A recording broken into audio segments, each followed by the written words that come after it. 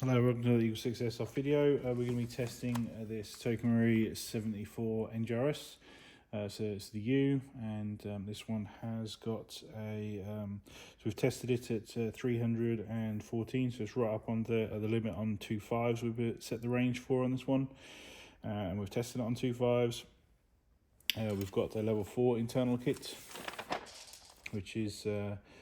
So we've got the Eagle 690 Plus in here. We've got the Psionic R-Hop kit. We've got the Lipo Prometheus 260mm barrel. We've got the FPS CNC bushings. We've got the Prometheus hard gear set 20:1. We've got the Geat ASTER version 3.